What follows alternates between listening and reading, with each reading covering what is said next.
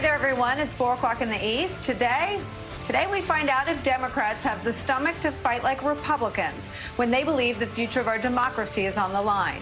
Federal voting rights legislation expected to garner the symbolic support of all of the Democrats in the U.S. Senate today. But ultimately, Republicans are expected to be successful in blocking the only known antidote to the nearly 400 voter suppression and voter nullification laws masquerading as election security bills and racing through state legislatures in 48 states. Now, I never pretend to think that I should tell Democrats what to do, but I can tell you what Republicans would do. In fact, history can tell you what Republicans would do. And I take Democrats at their word that they believe that nothing less than the health of our democracy is on the line in the wave of voter suppression laws. This really is horrific. This is pre-1965. This is undermining the most fundamental vision of citizens participating in their democracy. So it is shameful. To give our kids the opportunity to grow up in a true democracy, not just one with the occasional election, but a representative, vibrant democracy where every voice is heard and every vote matters and every vote is counted. That's why this is so important. We are not asking for the bestowal of a right. We are talking about the preservation of a right. That is the right of citizenship. I think at some point this summer, the question will be called, do we want a filibuster or do we want democracy? Because it's increasingly looking like you cannot have both. So to Democrats, this is existential. The Democratic Party's position is that democracy takes a potentially unrecoverable blow without federal voting rights legislation. If true, if they mean that, and I believe they do, and I believe they're right. But if that's true, then we would not be covering what we're about to cover today, what is expected to be merely a symbolic show of support by Democrats for voting rights legislation, a drama-free event, a drama-free vote by Democrats, followed by certain defeat of those efforts at the hands of GOP obstruction of said voting rights legislation. Keep in mind, when Mitch McConnell felt that what was existential for him was his power and his ability and his power to appoint judges, he did away with the filibuster. No hand-wringing, no nothing. Far less at stake than the fate of our democracy. And I promise you, if the shoe were on the other foot, McConnell would not think twice. Is it unfair? Of course it is. One of the two political parties in this country has broken bad, ramming through bad bills predicated on a lie. Of course, there was not any systemic election fraud in 2020, just historic turnout. But here we are.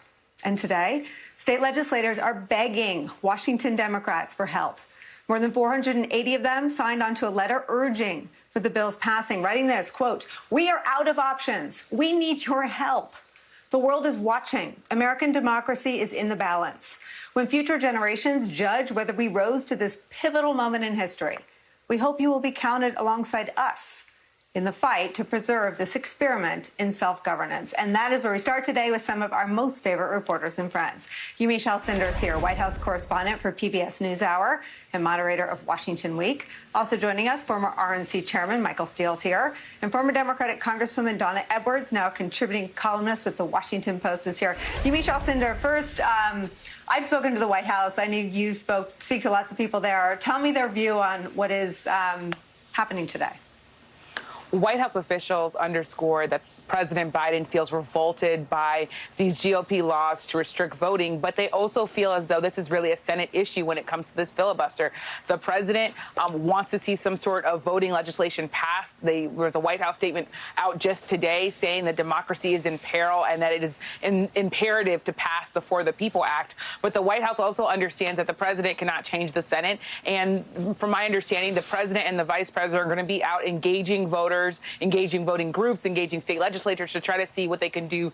The White House press secretary today said over and over again, the fight is not over. That said, you hear the frustration in the voices of Democratic activists and progressives saying that they think the president is not using his bully pulpit enough, not using it forcefully enough. Of course, the White House pushes back on that and says, in fact, the president gave a speech on voting in Tulsa, Oklahoma. But the feeling still is among progressive Democrats that Democrats need to do more when you look at January 6th and all that happened then. And then when you look at the way that Republicans have bent the rules in their favor, they think. So this is really, I think, reaching a fever pitch where progressive Democrats are saying, are we going to go with a procedural rule or democracy itself?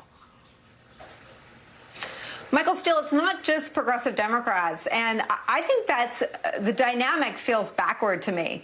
The progressive Democrats would be fine, probably, even if 48 voter suppression and voter nullification laws were to tragically pass.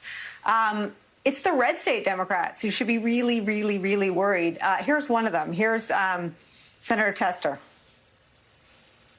I think the filibuster is important, but I think this is pretty fundamental to our country and who we are. And so I would take another look at the filibuster if that's what we need to do to move forward on this. But I will say the filibuster does put legislation out that stands the test of time. There's no doubt about that. On the other side, I didn't come here to do nothing. And I think this is pretty fundamental to what our country is all about.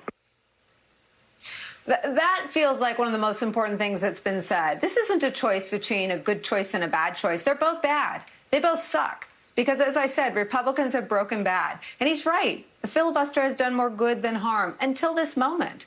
And now it is being used by a party that is not legislating in good faith. Blocking the commission to investigate January 6th was predicated on a lie. These 400 laws racing through state legislatures are predicated on a lie. Where do you see this going? Well, I agree with Senator Tester, and I think his assessment of it is exactly right in terms of why he was sent to the United States Senate and what the business in this moment should be about. The country has watched, after taking risk unto themselves to participate in democracy last November, they've watched, my party, your former party, just systematically degrade the value of the vote and sort of wrapped it with this persistent lie about the events of November 3rd and then topped it off with January 6th. But here's the rub that's so maddening in all of this discussion is that what we're going to witness in a few hours is a vote on whether or not they should debate the bill. This isn't a vote on the bill or the merits of the bill. This is just to have the debate. And so what Senator Tester and others are saying is, okay, I may have some issues with the substance of S1, SR1, but can we have the debate? And that's all the country is saying. That's what the letter you showed at the top of the segment is all about. Can we at least have the debate?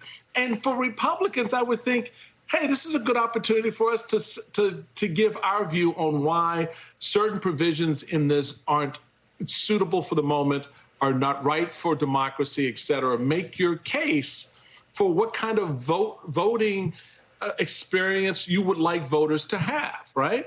And to the extent that the Democrats have in crafting, as Joe Manchin in particular, crafting legislation that accommodates a lot of those desires that Republicans have typically wailed about, for voting, they still don't want to have the debate. So, we're going to watch this unfold. So now the test, as it was in the beginning, is now and looks like it will be for a while on Democrats to figure out what the heck their strategy is going to be. Do they pull out pieces of SR1 and HR1 and put a vote on those pieces before the Senate and the House going forward? What do they take what Manchin has put on the table in whole cloth and work that on the back end after this fails? That's what the next test is about, and we'll see how well the Democrats meet that test.